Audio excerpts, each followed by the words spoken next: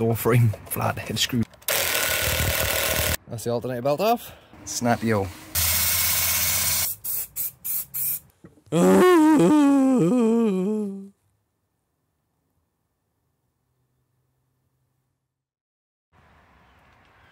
Welcome back.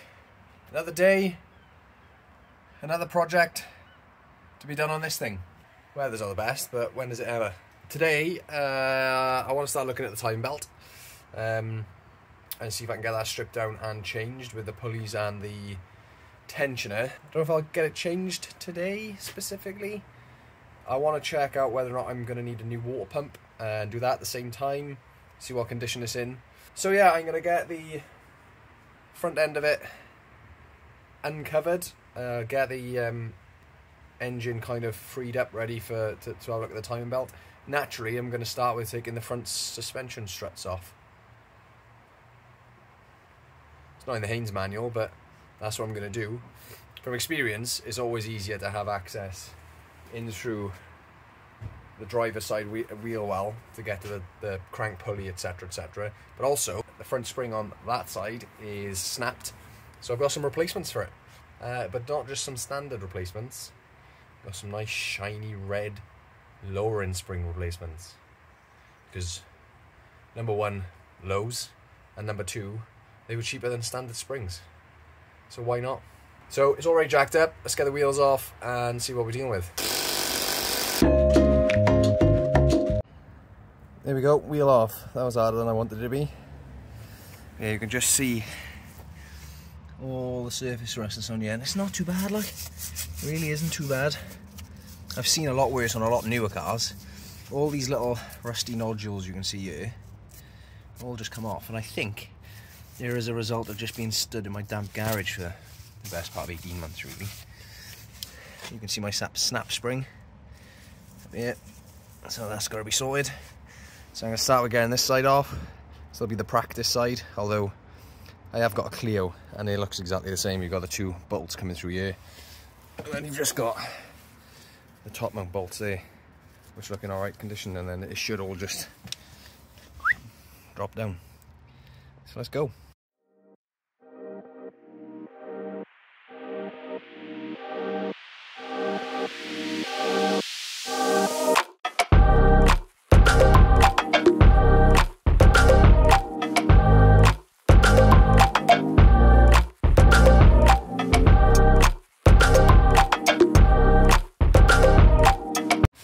The top one's out, 213s on the top.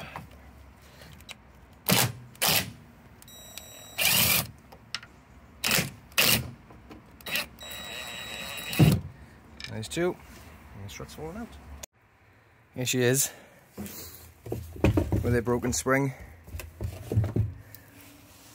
Snap-yo.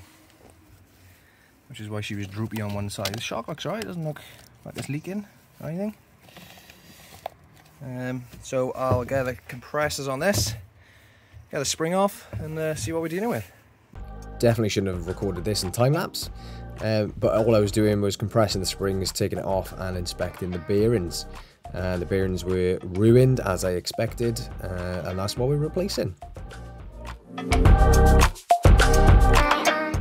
Alright, let's just give this a little bit of a wire brush and see how we can get it looking, shall we?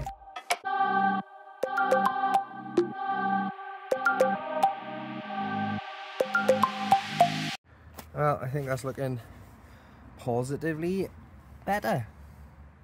Might not look on camera, but it certainly is. Look, I can see that that's green now. See that this has got some colour to it. Bolts are starting to show themselves. There's a bit of a white patch here. I don't know if it's had a patch in the previous. A bit of a weird... I don't know if this was once an ABS sensor, perhaps. I couldn't see anything in the hub to suggest that it was an ABS ring. So, who knows? Calipers come up nice. It's just looking rusty, but a lot less. This is all just dust on the lip that I just been. Yeah, it's looking rusty, but a lot less like deathly rust. Like it all looks pretty schmick. Get in there. I just want to have a quick clean. I'm going to take this undercover off here. this plastic cover off, so I can then see the crank pulley and start doing the timing.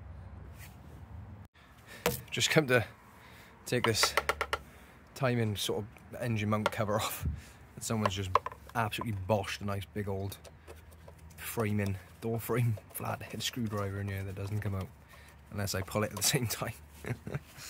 I mean, if it works. I mean, yeah, if it works, I guess, but that is... I think this screw is older than the car.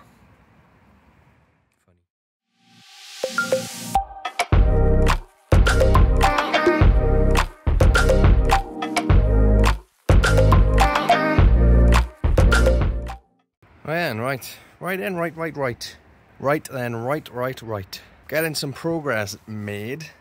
Car's engine's jacked up on a little block under the sump, and I've freed the timing covers from the side, and there's already some decent markings on the side, some red there and some red there and some white and some yellow, so I'm sure I should be able to use some existing markings, but tempted to mark it up myself just to be on the safe side. And I've taken this bottom plastic panel out. There's only one 10mm holding that in, so now I can start doing the old hokey cokey, jack it down, jack it up, jack it down, jack it up, all that palaver to get the time belt. It actually looks an alright nick, to be fair. I don't know if you can see, it looks an alright nick. The good news is the water pump is driven off an aux belt, so I can do that at a different time to the timing belt, so not an awful lot of room to work down there, but I mean, it's been done plenty of times before, so I'm sure with my trusty Haynes manual we can get this done. That's the alternator belt off, or the fan belt, or auxiliary belt, whatever you want to call it. Really simple tensioner mechanism. Undo that bolt on the left down there, slacken that off, and then you just undo this, tap down on the alternator, takes tension off the belt. Easy work. Next step now is to get it to top dead center using either my timing marks out of the Haynes, get that crank pulley bolt off, which might prove to be difficult, who knows, and then we can start the timing. Well, it's been a couple of hours in. It's gone as well as you'd expect it to, working on a 30-year-old French car. But I'm making progress, but I think I've stalled a little bit at the minute. So let me just take you around through what I've done. Engine-wise, I'm getting there with the timing belt-ish. I've got everything stripped down. Figured out how to get it to top dead center through the help of the trusty Haynes. These paint marks weren't helping me at all, but there's a little mark on that sprocket there which should line up to a little gap on one of the timing covers, so that was helpful. But also there's, if I can show you, try and get my camera in, down there, see those little striations on the bell housing? So they are TDC marks as well, and there's a notch in the top of the flywheel. You'll have to just trust me on that one. Where I've got stuck to now is getting that crank pulley off without being able to lock up the engine, because the inspection panel on the bell housing that the Haynes manual tells you to put a little jimmy up into the teeth of the ring gear to lock the crank, so you can get that flywheel off. I can't get that panel off because one of the bolts is rounded. Shock. I think I can get it off with the right impact gun that I haven't got. My trusty little Ryobi just ain't cutting it, so I'm gonna have to borrow Craig's dad's mighty Milwaukee and get that off. That ain't happening today. Both sides of the struts off and a nice big pile of parts. I'm not bothering. I didn't realise actually this spring is also snapped. I wasn't aware of that. I did think it rode particularly low for an old Renault 19, so that's snapped. I'm not going to bother taking that apart. I think I'm just going to go ahead and get 2 new shocks, 2 new sets of a pair of top mounts, and I'll put the lowering springs that I've got on those shocks then. So that's it for today. If I can get a gun and get that crank pulley off, and I'll crack on with the timing. It's easy enough once everything's marked up. It's just taking the idler pulley and the tension off, and we're good to go. But it's just getting that cam to top dead center. The crank, sorry, to top dead center first before we can finish that. But we're getting there, making progress on the old girl. The next day. Right, now we're talking. Got the Milwaukee bad boy out. I've got a rag on it because it's dirty and I'm in my good clothes, and I've just used this. Just got us to borrow it.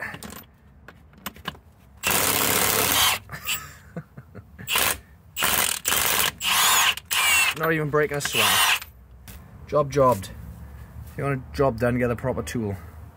Right, back in the garage, ready to attack these suspension components we got off the old Renault. I was hoping I could save as many as much as I could of it, really, but they just it makes me feel all icky, the thought of putting all that stuff back on the car. So I have got on order 2 new old stock shock absorbers, 2 bearings, like top strut bearings. It's a weird setup on these, which I'll show you in a minute because it's French. And I've got 2 new little concertina boot things because these ones are shredded. What I haven't bought new, top mounts, these ones look alright, and the bump stops, they look alright as well. So what I need to do though is take these pieces apart and then get this weird little strut bearing setup out and give it a good clean, because the cups, and I'll show you in a minute, the cups that the springs sit on also form part of the bearing on the strut to allow the strut to steer. The cups themselves, I cannot find any replacements for it. This fandangled piece of machinery, I cannot, for love nor money, you can see the bearing in there, find replacement ones of these. So I'm gonna have to clean these up, which is what I'm gonna do now.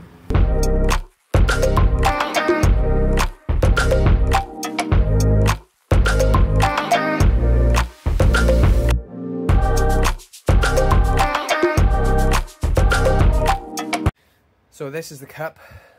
This is 3 parts actually. We've got this rubber boot thing. The French manufacturers do not know how to make proper things. So that looks like the sorting hat of Harry Potter at the minute. And then this is the bump stop. So all this should separate because they're sold separately, which should leave us just with this spring part. I need to get that bearing out of there, and then I need to give it a good wipe over and a wee lick of paint. So let's get started. Right, I got my drill and an assortment of wire wheels and brushes and a big screwdriver. So let's see if we can separate all these.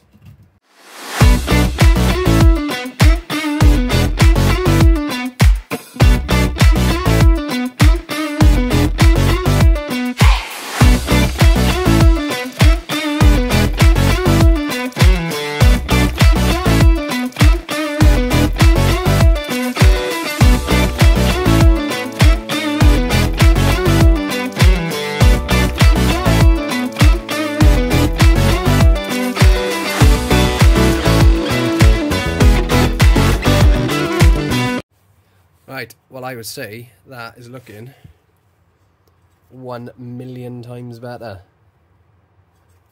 What do you reckon? Focus on the thing on my screen. It's not perfect, it's never going to be because it's not new, but a lot of corrosion on it. But I got some stone chip spray to go on there now just to keep it a little bit more protected for some time to come, especially if these are hard to get all by. Need to make this last. The surface in there where the bearing goes is looking pretty schmick. There's one down, one to go. I still haven't taken this spring out of this thing yet. Ordinarily I'd compress this with a spring compressor, but considering that the bottom half of the spring is snapped, I'm just going to play death and see if I can just buzz the top cap off there and see what happens, I guess.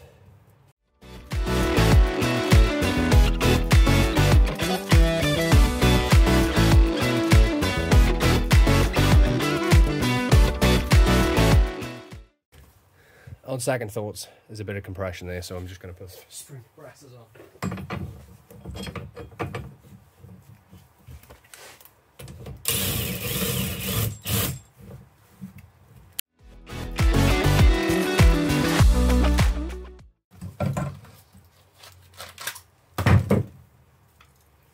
That shock isn't actually too bad. It's a bit of pressure to push that one down. Compared to the passenger side, they don't seem too bad, but I mean you can see just how gunky it is. So just a bit of side by side. So this is the one I've already cleaned up, and this is the one that I've just taken off the passenger side. It's a little bit dirty, but we'll get this one cleaned up now as well and get a look of paint on them. They'll be looking brand spanking new, man. Ready to go on a new set of shocks. Okay, both done. Looking loads better. That's the one I just did. Loads better, and they're ready for a lick of paint. So, as you know, when painting for optimal results, it's always important that you use a very clean environment. So that's exactly what I'm not going to do. I'm going to paint the Bayer with all the dust. But okay, as no one's going to see it, it'll be fine. Welcome to my spray booth. Got a spring and something else hanging them both up. My weapon of choice today is Stone Chip Shield by Hammerite.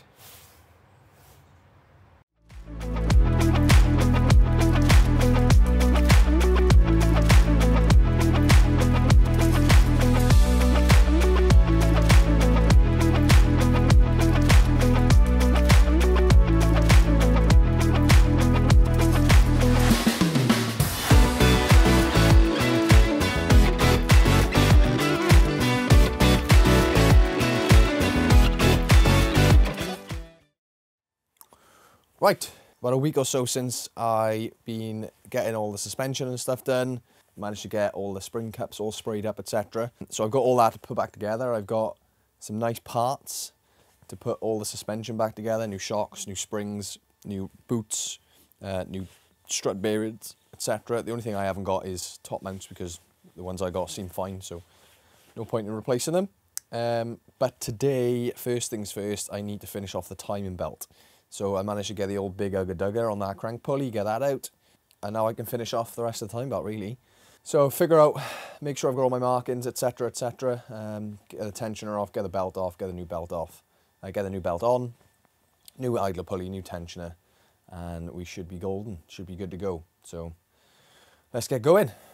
Right, okay, got the crank pulley off, and the bolt I just put back in for safekeeping. The bolt has seen better days. It's looking a little bit roundish, but I think we can make it work. So I'm just going to make some marks and make some measurements, and specifically I want to count the teeth between two marks that I'm going to make on the crankshaft pulley and the fuel pump pulley, so that when I put the new belt back on I can count the teeth and make sure there's the correct amount of teeth on there. So what I'd like to be able to do on this is, I used to have like a cool little purple paint pen that I can make marks with, but I can't find that anyway. So what I've got is a bit of orange paint in the top of the thing, screwdriver, just going to dip it in, make some marks.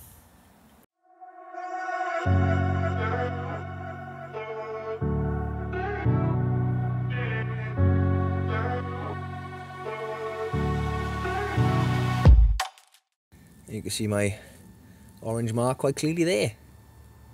So now it's time to get the belt off.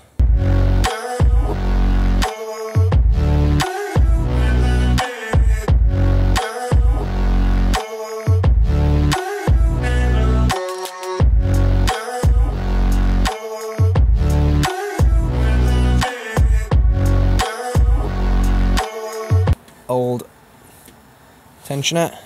Doesn't actually seem too bad actually.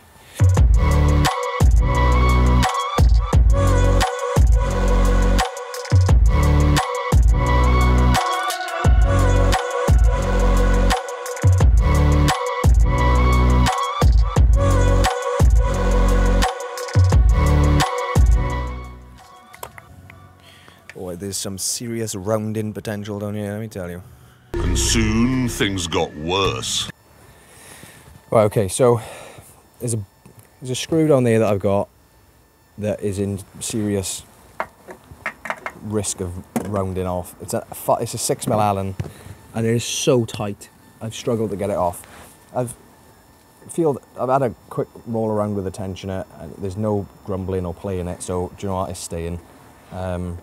It's only got about 3,000 miles on it, but it was done back in about 2016, 2018, something like that. So I'm happy with the amount of miles that it's got on it, and you know, it's the belt I was more concerned about from an age perspective rather than the tensioner and the pulley. So I can put the new tensioner on, I can put the new belt on, and that pulley's going to stay. Maybe one for a future job. So I'm just going to check that it's got the same amount of teeth really. It's got a handy little lines on there. So you just match up the lines, grab the bottoms. Already I can see a potential issue in that one seems to be longer than the other. Maybe not so bad. Let's do this the old-fashioned way and count the teeth. That belt is much shorter than the original. So, back to this drawing board on that one, and I'll have to go and get the right belt and the right tensioner kit. But you know, we've got it all apart, so when we do get the right belt and tensioner, we can just bang it all back together. It should be good to go. Let's get back to the suspension. Okay, back to the suspension. So at the beginning of the video, we got our two-piece springs taken out and yeeted them away. I got loads of parts. So let's go through what parts I got and figure out how we're going to fit them. Should be fairly straightforward though. These are the new bearings for the strut top, and you can see they're quite big numbers, and compared to the other ones they look exactly the same, which is good news because they are minging and that is ruined.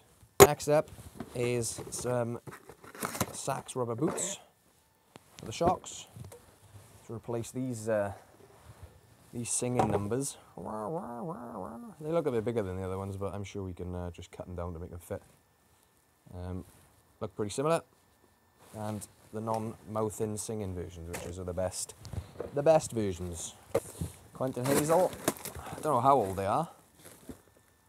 Renault 19 pair.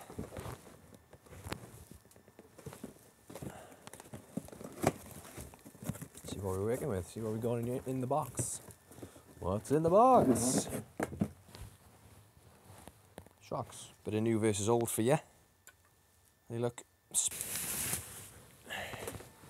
We've got some nice Dorenza low-rin springs.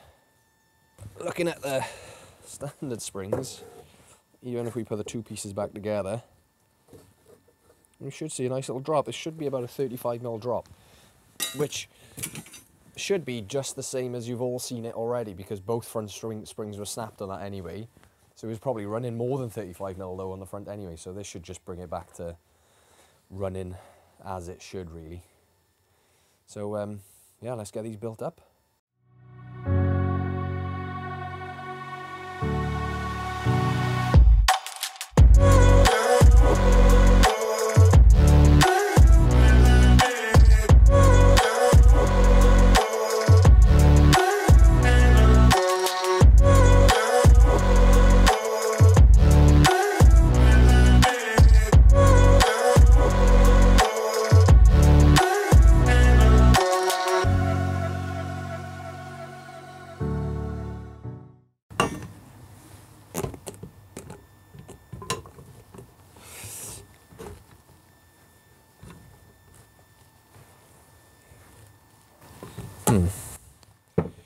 we have another problem here?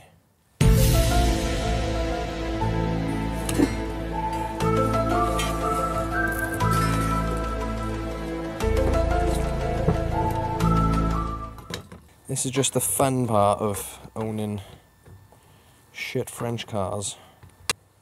What are we looking at, guys? What are we looking at? You can see the problem, right? That is the spring, the bottom of the spring seat. The width of the spring at the bottom isn't wide enough to fit all the way around it. It does fit snugly, like if I put it there, that fits quite snugly around the bottom, but then it's not quite central anyway. And if I flip it upside down,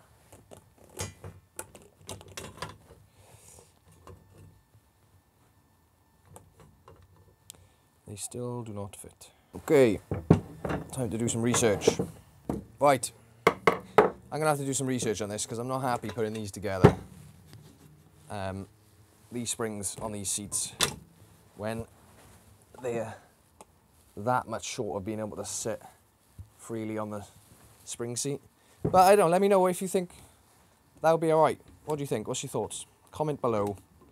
Am I being a bit pedantic? In my mind, I'm not. There's not much more I can do now because these are my two objectives: get the time belt done and the suspension done. I think this just goes to show like the pitfalls of working on 30-year-old cars. You can go on eBay, you can go online, you can buy the parts. They're described to fit the car, and then they turn up. Everything that I bought, even like with the service items in the last video, everything I bought was described to fit my version of this Renault 19. A 1993 1.9 RT TD. Everything that I bought was just described to fit it.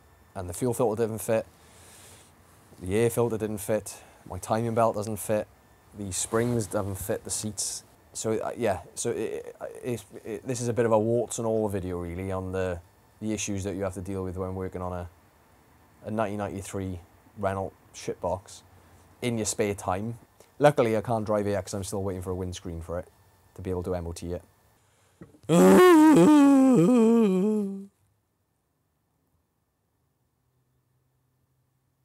So I'm going to call it a day for this video because otherwise it'll be weeks before I can probably get a video out, but I wanted you to see the warts and all of it, of working on these types of cars. So if you want to see me on this journey, subscribe. There'll be regular videos on it, regardless of what I'm doing. You know, there's plenty of work that needs doing on it. Need some work on the interior to be done. I need to fit like a stereo. I need to, you know, these are lowering springs for the front, but the rear torsion bar needs to be lowered. So that'll be a video in itself. I'll put some wheels on it. I've got for those of you who don't know, I've got a Clio 182 and I've got a spare set of front brakes for a Clio 182. I want to see if I can make those fit on here. I can't find anything online just to see whether or not anyone's put Clio 182 brakes on a Renault 19. But the brakes are tiny on this thing. So it'd be good if I could get some Clio 182 brakes on it. As far as I can see, a lot of the wishbones, etc. share a lot of parts, ball joints, etc., etc. My Clio isn't a cup version, which makes it easier because the geometry is a little bit more standard rather than being something special. So we'll see if I can get some Clio brakes fitted to it, on the front at least. I think the rear drums and shoes need replacing, so I'll have to replace those, probably do that when I do the rear suspension. Plenty to do. Starter motor, do I replace that or do I just see how far it goes? The list goes on. Maybe I should make a list. I won't write it on the car like I did with my Audi though. Right, well, again, thanks for watching. Sorry it's been a bit of a teaser in that not much is being kind of done, but you know, I'm doing stuff, just not achieving much. But yeah, keep watching, keep subscribed, and there'll be plenty more to come.